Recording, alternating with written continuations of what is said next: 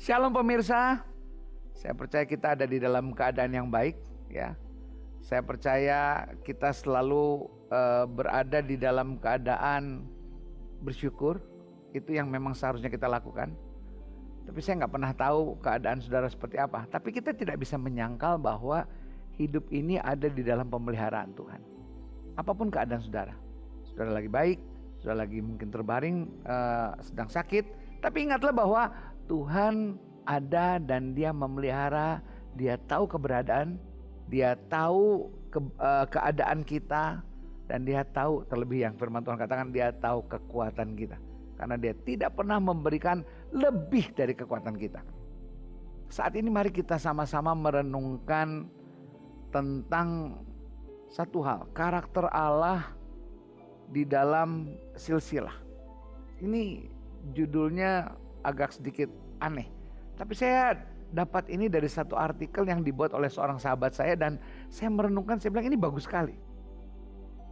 Kalau kita sebagai manusia biasanya kita akan menganggap hal-hal yang gak berguna itu, atau mungkin ampas-ampas atau apa, kita akan anggap itu gak berguna. Contoh tempurung kelapa, walaupun sekarang kita udah tahu banyak tempurung kelapa dibikin menjadi satu benda-benda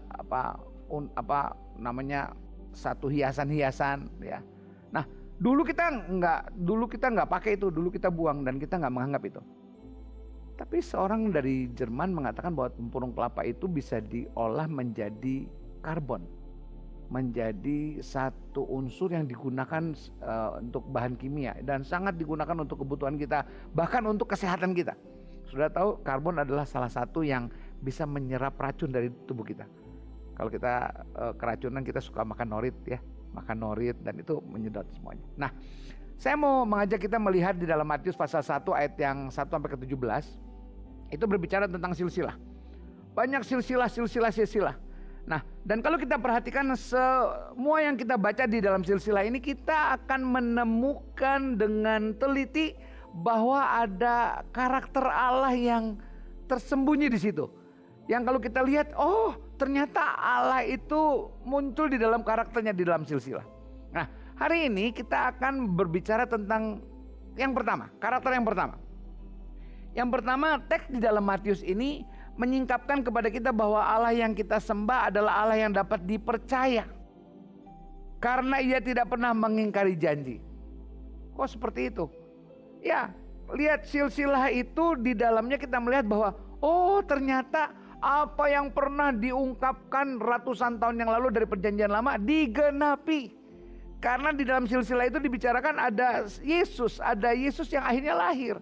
Semua berurut walaupun melalui banyak perjalanan silsilah. Tapi kita melihat bahwa dari silsilah yang ditulis dalam Matius pasal 1 ayat 1 sampai 17 itu mengatakan bahwa Allah adalah Allah yang bisa dipercaya.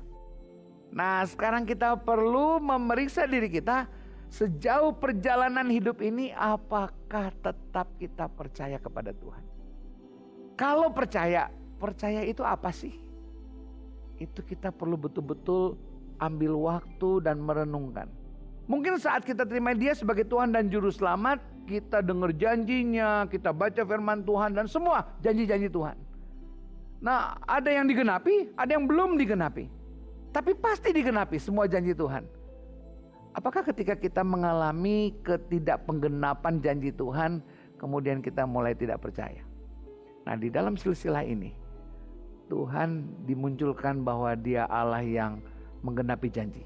Dia nggak sekedar berfirman, Dia nggak sekedar mengatakan sesuatu, tapi Dia menggenapi janjinya.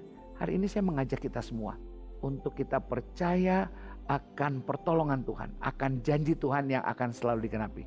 Karena Allah ada Allah yang dapat dipercaya. Amin. Tuhan berkati kita sekalian. Shalom.